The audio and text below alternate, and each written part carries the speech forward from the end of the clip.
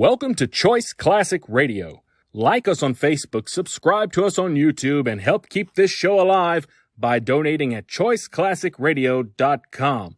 For more of your favorite old-time radio shows, join us on our companion podcast, Choice Classic Radio, Mystery, Suspense, Dramas, and Horrors, where we bring to you the most mysterious tales that the golden age of radio had to offer.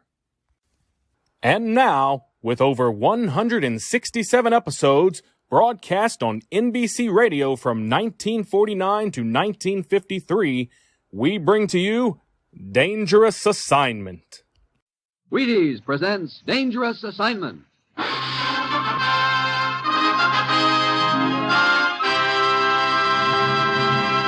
Wheaties Big Parade.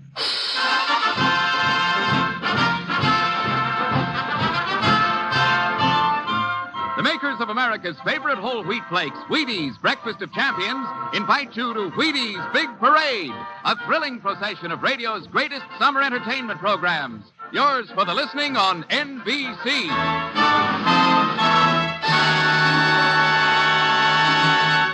On stage tonight from Hollywood, another in this series of exciting half-hour presentations.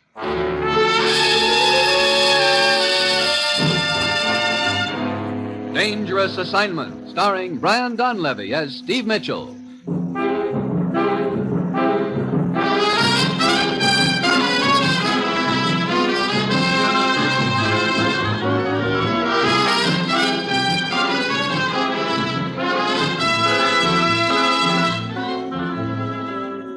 Yeah, danger is my assignment. I go to a lot of places in the world I can't even pronounce. They all spell the same thing, though, trouble. But when I walk into the commissioner's office, I don't expect this assignment is going to involve using a 10-year-old boy as a cross on which to crucify his father.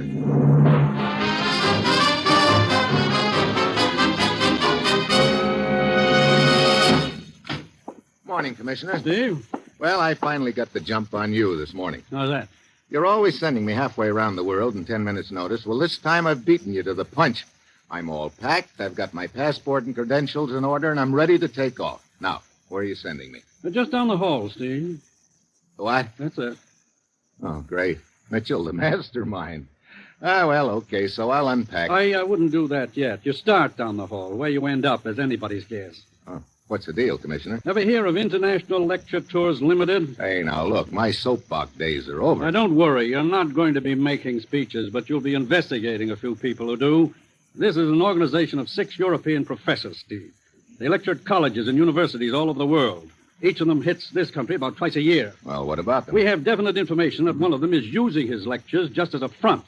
That he's picking up information from various contacts in this country and taking it back to Europe with him. Uh-huh. Which professor is it? We don't know, but Dr. Gerber does. Gerber? Yes. He's one of the members of this lecture circuit. He's waiting down the hall to talk to you now, Steve.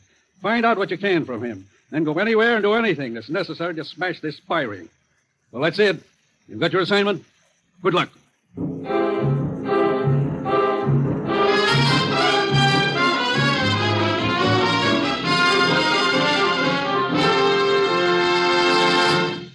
I guess almost as many people read the Reader's Digest as eat Wheaties. So maybe you've already seen that article in May issue about breakfast. It says, quote, 2 out of 3 Americans eat too little for breakfast. That's serious. Because skimpy breakfasts slow kids down during their morning studies. Cause some folks to run out of steam before lunch, get sort of grumpy and tired, and sometimes actually sick.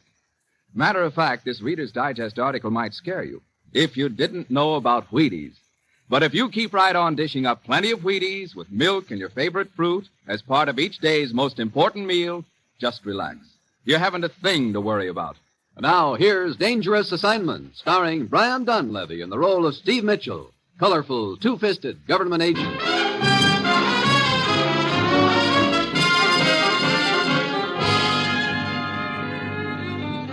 Well, this is really a switch. 10 minutes after talking to the commissioner, I'm usually heading for the nearest airport. But now, here I am, just heading for the next office. From the look in the commissioner's eye, though, I've got a strong hunch that this assignment is going to involve a whole lot more than just a walk down the hall. Mr. Mitchell? Yeah. You're Professor Gerber? Yes. I've been waiting to talk to you. Well, start talking. As you may have heard, I'm a member of international lecture tours. I'm now lecturing in this country. I understand that you have reason to believe that one of the other members of the lecture tour is a foreign agent. I'm positive of it. And moreover, I know who this person is. No? Who? I can only tell you that on one condition, Mr. Mitchell. What is it? I must have protection. Well, that shouldn't be too hard to arrange. You're safe in this country, and... You don't understand. I'm not speaking of protection for myself. What? Here, I want to show you something. My wife died last year. This was her locket. I've carried it with me ever since. Look at this picture inside. A little boy. My son, Kurt, 10 years old. Oh, he's the one you want protection for? Yes. I know only too well the measures of retaliation which might be employed against the boy if I were to reveal the information which I possess. Yeah. Where is he? At a school in Stockholm, Sweden. I had to leave him there. He has no other relatives. The school is run by an Englishman, Horace Wakefield. I see. Okay, Dr. Gerber.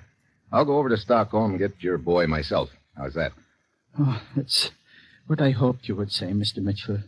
And when you return, I shall give you the name at the head of the spy ring. Fair enough. I'll see you in about 4 days.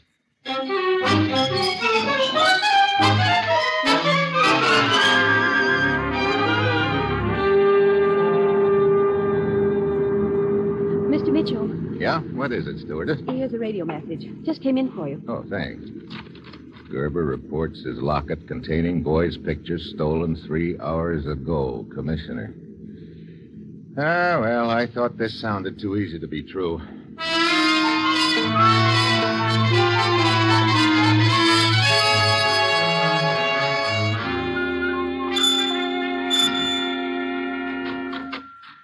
Yes? Are you the headmaster of this school? Yes, I am Dr. Horace Wakefield. What can I do for you? I'm Steve Mitchell. I'd like to talk to one of your students. His name is Kurt. Kurt. Come in, Mr. Mitchell. Now, you said you wished to see Kurt. Why? I have a message for him from his father. Where is he? Kurt has disappeared. What? I can't find him anywhere, Mr. Mitchell, and I'm worried sick. Tell me what happened. Well, last evening, a woman came to see him. She told me she was his aunt. But Kurt's father told me that Kurt had no other living relatives. But how was I to know that? She said she was his aunt. I saw no reason to doubt her. Go on. Well, I sent her to his room, and, well, I believe she left when visiting hours were over. What do you mean you believe she left? Aren't you sure? Well, as a matter of fact, I turned in rather early last night. I had a spitting headache, and I took a... Sounds like a pretty careless way to run a boarding school, Dr. Wakefield. I resent that, Mr. Mitchell. Ordinarily, I am very careful to see that all the regulations are enforced. But with this headache, I just had to go to bed. Okay, skip it. Then you really don't have any idea when the woman left. No. All I know is that Kurt was not here this morning. Great. Oh, that must be Ilsa. Who? Oh, she's a playmate of Kurt's. Come in. They told me you wanted to see me, Dr. Wakefield. Yes, Ilsa. As you know, your little friend Kurt has disappeared. Yes. I want you to tell me if you've ever heard him speak of running away. No, Dr. Wakefield. Have you any idea what happened to him or where he might be? No, sir. Oh, very well. That'll be all, Ilsa. Thank you. Thank you, Dr. Wakefield. Haven't reported this to the police yet, but I think I'd better right now. No, wait a minute.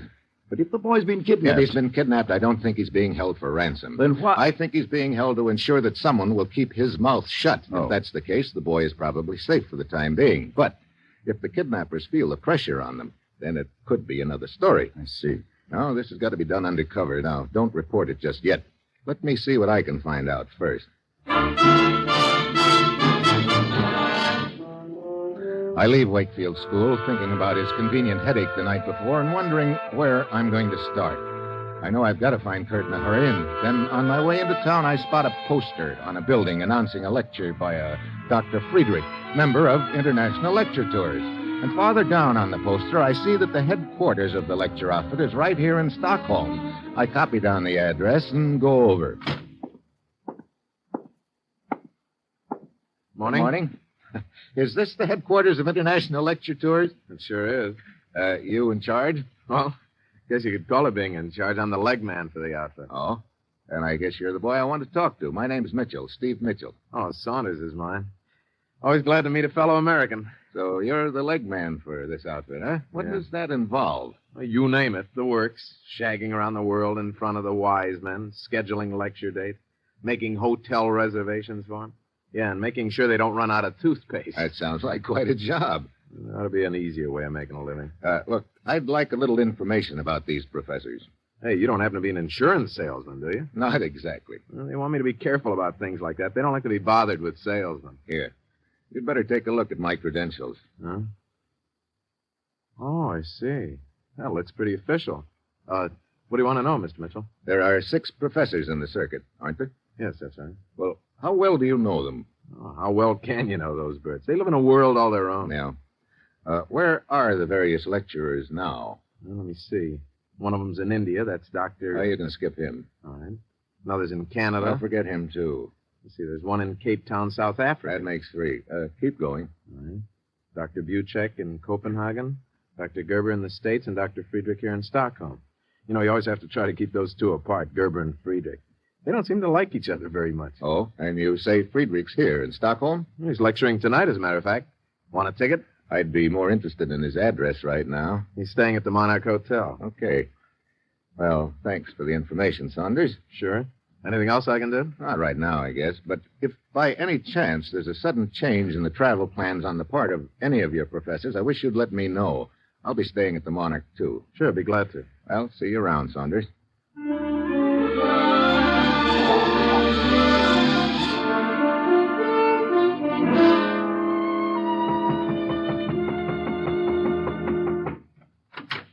Yeah? I'm Steve Mitchell, Dr. Friedrich. I'd like to talk to you. Later. Can you not see I'm busy with my lecture notes? No, this will only take a minute. But I have just told you. Yeah, now I'm telling you. We're going to have a talk. But... Very well. Come in. Thanks. Now, please be brief. What do you want to talk about? I understand you don't like one of your colleagues very well, Dr. Gerber. What business is this of yours? Maybe plenty. Why don't you like him? Because most of the theories he blabs about in his lectures are absolutely unsound. I know. Because my theories are correct. I have tested them. And they contradict his. Therefore, he is wrong. I see. Now, you're sure there isn't anything more to it than that? Of course I'm sure. Now, if you will excuse me. Just one more question. Do you mind telling me where you were last night? Why, I was working on my lecture notes. Oh, that's funny. They told me downstairs at the desk that you went out last night. Oh, yeah. I had forgotten. I had an engagement for a while. Is she nice? Yeah, well, see here, Mitchell. This is none of your business. Okay, Dr. Friedrich. You better get back to your lecture notes. I'll probably be seeing you again.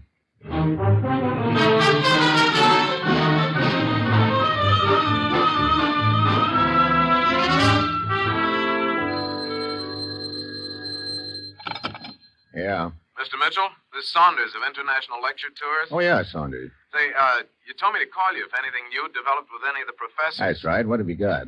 Oh, this morning I ran into Dr. Buchek on the street. Oh, you said Dr. Buchek was supposed to be in Copenhagen, didn't you?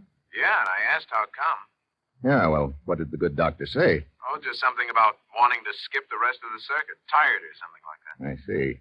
When did Buchek arrive in Stockholm? This morning by plane. You sure about that? Why, no, that's just what I was told. Mm-hmm. Where's the professor staying? Strand Hotel, I think. Okay. Hey, thanks, Saunders. I think I'd better go over and give Dr. Buchek the double check.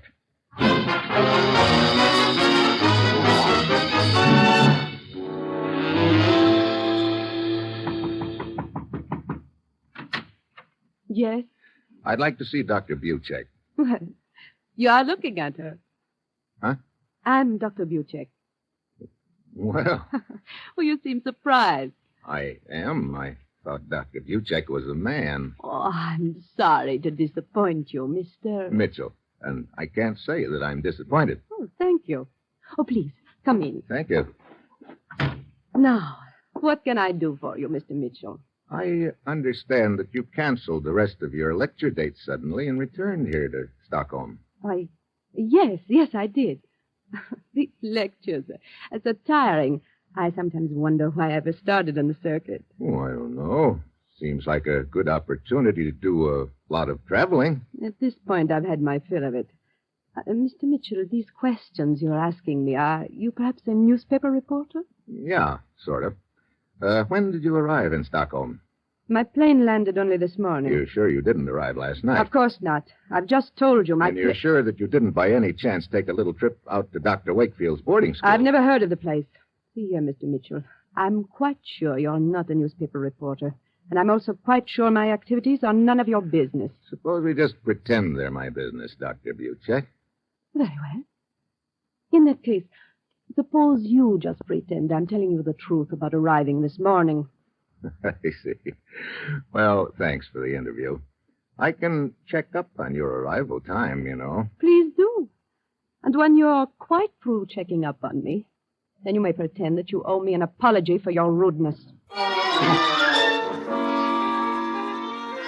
So I leave, and it looks like the trail's beginning to heat up a little. At this point, Dr. Buchek qualifies as my grade A suspect. Then suddenly, as I'm walking down the hall, a guy pops out of nowhere right in front of me. A word with you, sir.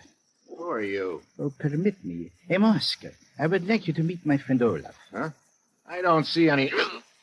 That is Olaf's gun in your back. I am Olaf. I'm delighted. Look, what's this all about? Shh, please, we must be very quiet.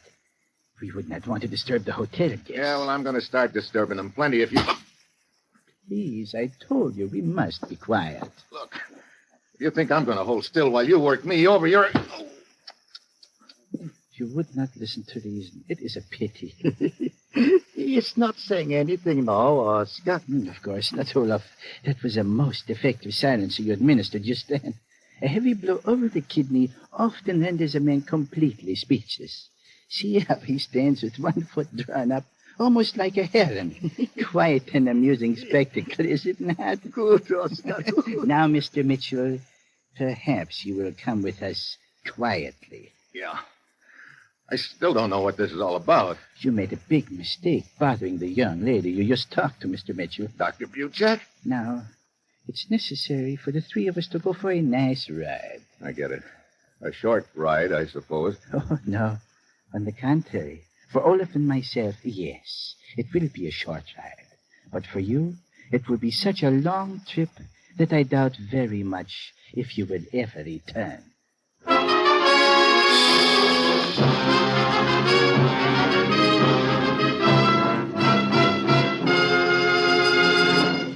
General Mills is bringing you Dangerous Assignment, starring Brian Donlevy as Steve Mitchell. Now, it is a fact that Wheaties have a lot of very nice vitamins. They also have minerals. There's protein in them, too.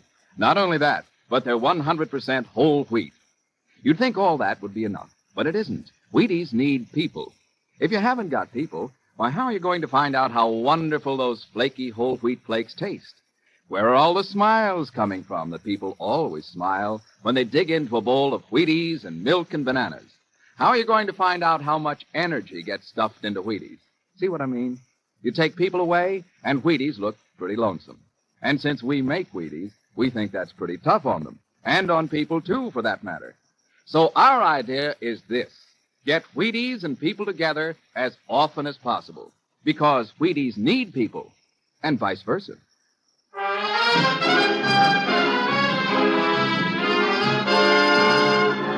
And now, back to Dangerous Assignment and Steve Mitchell.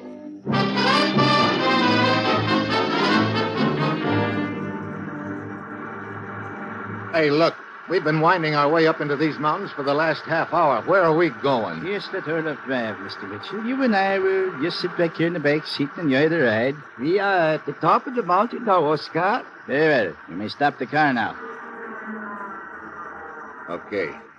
Now maybe you'll tell me what this is all about, or am I supposed to guess? No, you may guess if you like. I know. I'm supposed to figure out which of you twins has the Tony. Beg pardon? Oh, skip it. What do we do now? Get out and start walking? Oh, no, on the contrary. You will remain in the car. What? Yes. Unfortunately, you are about to meet with a serious accident. I guess I'm only out for a few seconds, but when I come to, I'm alone in the back seat, and the car's rolling downhill, gaining speed. I drag myself over into the front seat. I can see a sharp turn ahead and a cliff. I grab the steering wheel, and it comes off in my hand. I step on the brakes, and the pedal goes clear to the floor, but nothing happens. I start to bail out. Then I realize the windows are closed. And the inside handles to the doors and windows have been taken off. I get my foot up and start kicking at the window. The edge of the cliff is getting closer. I finally kick a hole in the window, jam my hand through it, and open the door from the outside. I dive out just as the car goes over the cliff.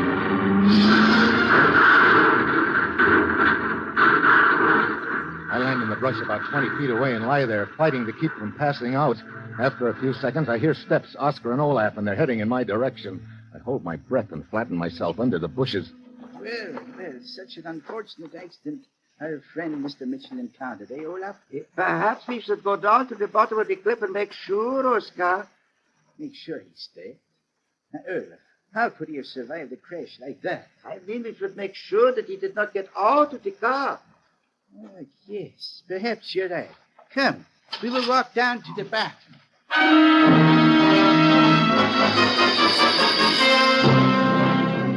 I know I've got to act fast now. As soon as the boys find no body in the car, they'll be after me again. I wait until they're out of sight, then I pull myself out of the bush. My body feels like one big bruise, but I finally make it back to town and head to the office of the International Lecture Tours. Oh, hi, Mitchell.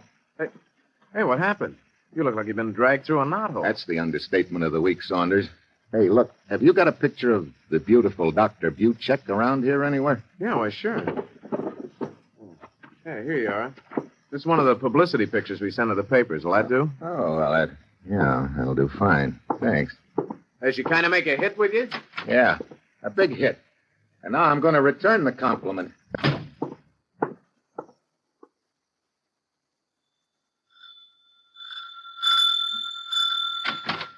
Oh, Mr. Mitchell. Hello, Dr. Wakefield. Come in, please. I'm so glad to see you. Something has come up that you should know about. What do you mean? You remember I told you a woman posing as Kurt's aunt came here to the school to see him the night before last? Sure, the night Kurt disappeared. What about it? Well, that same woman, she came back here this morning. What? Yes.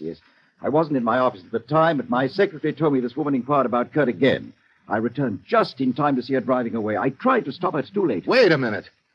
That means they don't have Kurt, then. But where is he? I wish I knew. But who is they? I think I know who one of them is. The woman. Here, take a look at this picture. Her name is Buchek.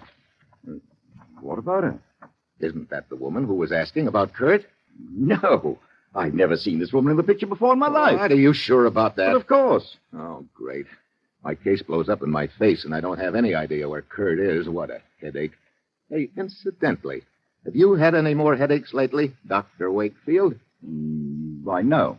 Just the night that Kurt disappeared, huh? See here, Mitchell, if you're trying to imply that I had anything to do with the boy's disappearance... I'm not trying to imply anything, Wakefield. Just checking on your reaction times. I'll see you later.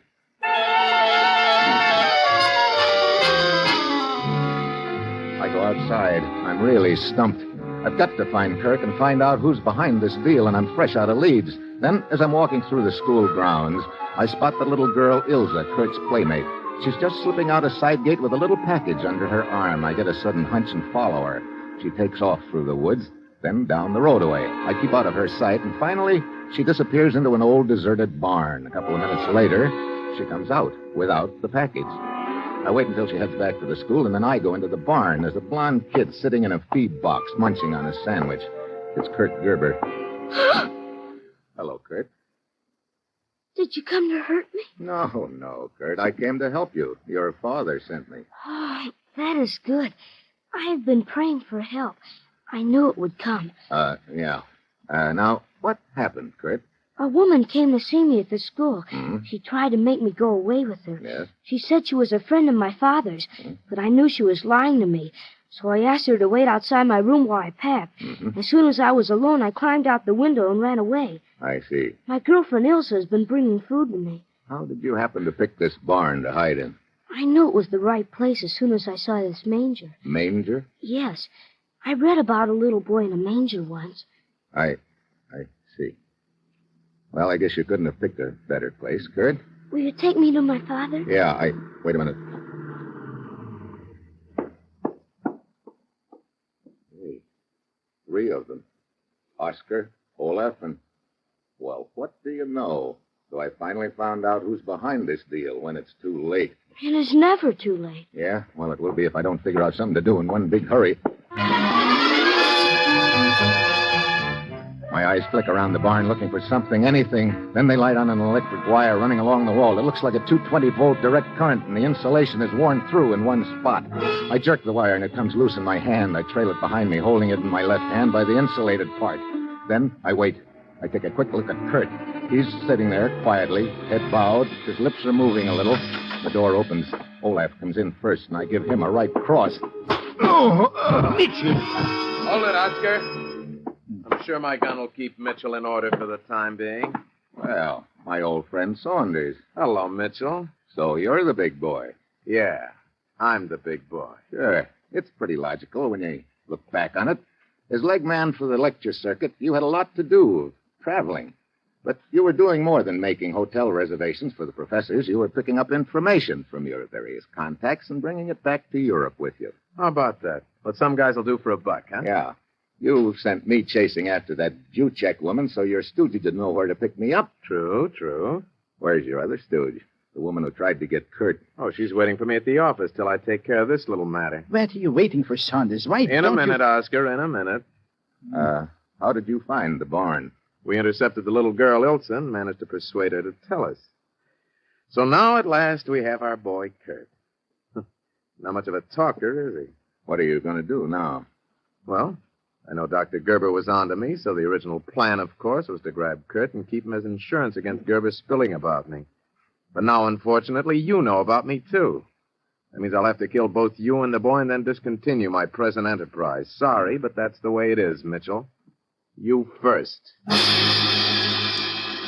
His gun starts swinging in my direction. It's now or never. I whip the electric wire out from behind my back and lash at his gun with a spurt of blue flame wraps around the gun. Saunders drops the gun and grabs at his hand. I give him a fist. Oscar grabs at the gun on the floor, but I straighten him up with an uppercut. I tie all three of them up with their belts.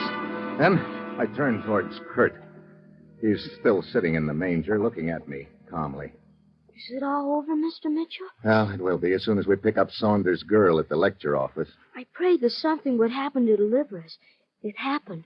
Well, you see, I sort of made it happen, Kurt. Did you? I prayed for a bolt of lightning, Mr. Mitchell. Well, I guess you could call that hot wire a bolt of lightning. But it was man-made lightning. Was it? How did you happen to think of it? Well, it was the only thing to do. But how did you happen to think of it? Why, I guess it just sort of popped into my mind, Kurt. You see? See? Yeah, I see. And I'm the last guy in the world to argue the point, believe me. Come on, Kurt. You're going home to your father.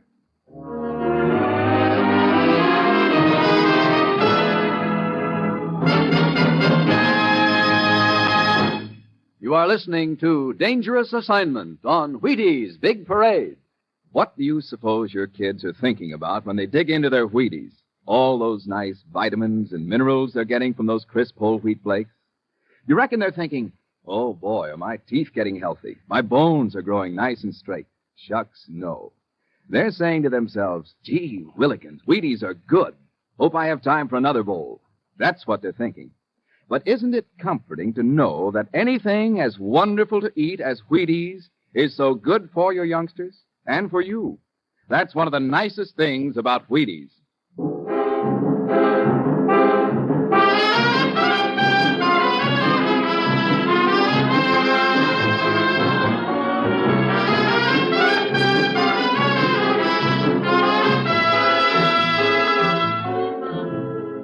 Dangerous Assignment, starring Brian Donlevy as Steve Mitchell, is written by Bob Reif with music by Basil Adlam and is produced and directed by Bill Karn.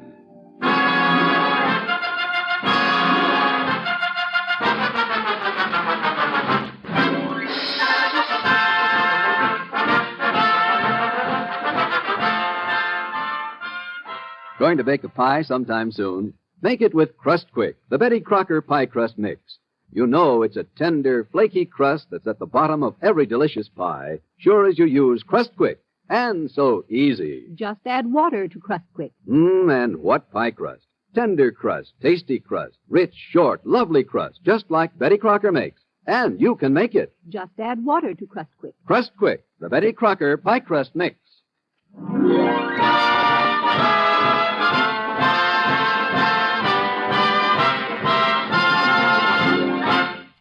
Tomorrow, Fred Allen is guest on the Supper Club. Hear it on NBC.